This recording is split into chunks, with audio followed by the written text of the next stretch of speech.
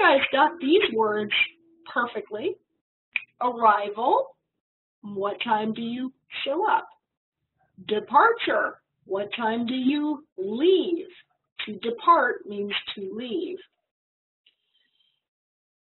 If a plane is on time, hakol beseder, right? It said it was going to land at 9:20 in the morning, and it landed at 9:20 in the morning. But, sorry, something happened. Bad weather. Plane had to circle over the airport because someone else was late and now they can't land. Whatever, if a plane is not expected to land on time, it is delayed. Delayed. And what you really don't want to see here is that your flight, unfortunately, has been canceled. It's done. So you don't want that. Now, one of you, I think, also mentioned gate. The gate is where you board your plane. It's where you actually get into line. In the airport, you know, your ticket will say your flight 415, terminal 2, gate 9. And then you're like, where's 9? Where's 9? You finally get to 9, you sit down, and they go, okay, we're ready to board your flight, to get onto the plane. We're ready to board, and you are at gate 9. It's terrible if you end up at the wrong gate.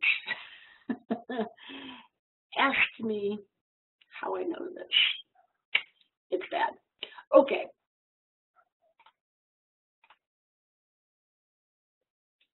Then finally, we have the process of boarding, right? To board means to get on board or to come aboard.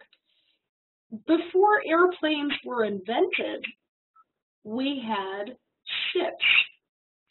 And at that point, if you ever wanted to get onto a ship, you would ask the captain, Captain, permission to come aboard? Meaning, can I get onto these boards, these wooden boards that made up this wooden ship? Can I come up, permission to come aboard? And from there, it became a verb, to board. And then we turn the verb to board into an adjective, a boarding pass. Your boarding pass is usually like that kind of smaller piece of paper. It's not your actual whole ticket. It's just that little card that they give to you in check-in. And that's the thing that's got your name, the flight, the time, the gate, and the seat that you're supposed to sit in, and that's your boarding pass. They don't need to see all of the paper stuff and all that. They just want to see your boarding pass. Now, let's say you're sitting in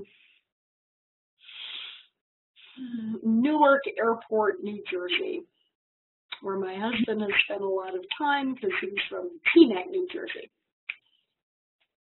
You're sitting there and you're thinking, gosh, I'm so tired. Can we please just get on the plane and get moving? And the lady at the gate, she starts talking like this, and you're thinking, I can't understand anything this woman is saying. And she says, rah, rah, rah, rah, rah. Priority boarding. Priority boarding. Like, what does that mean? Probably not. Priority boarding means that there are certain groups of people who are allowed to get on first. Who are these groups of people? They're groups of people like families with little kids they've got the baby seat and the diaper bag and the stroller needs to be put away, and they've got all of this crap, or they've got little kids with very little legs who walk very slowly. So they say, look, these people just need a little bit of extra time. They don't need to be crowded. They shouldn't hold up other people. Let's just let them go first and get themselves settled and cool. So that's one group. Other groups are people who, for other reasons, cannot move quickly. Maybe they are quite old. Maybe they have, they're on crutches. Maybe they're in a wheelchair. Maybe they have some kind of equipment. Maybe for some reason they just move very slowly, but they need some help. They need time. They need help. They may have extra stuff to get rid of. They need some help. Then there's the other priority boarding, which is the first class and the business class. Well, they may not need any help, but you know what? They paid more money than I did for their ticket, so, okay, by all means. If it's that important to you, go ahead, enjoy, right?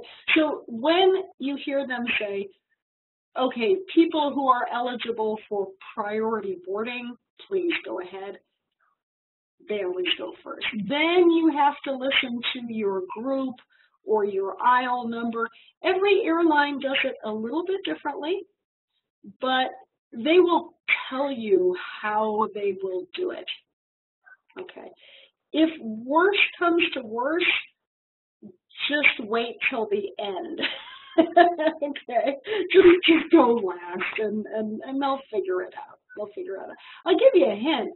If you bring a carry-on and the carry-on is small enough for their regulations, because they have to be quite small, and there's no room for it up on these things, now they will just go, you know what, there's no room for it, we'll check it. Okay, and that you won't have to pay money for it.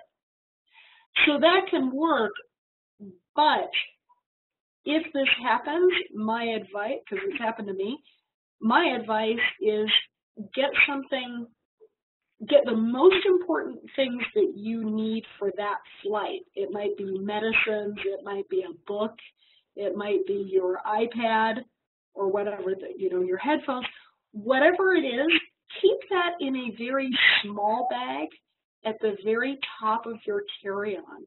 So if they do check it, you can say, yes, no problem, just let me grab this. Go ahead. Now you've got the most important things. That's my flight tip.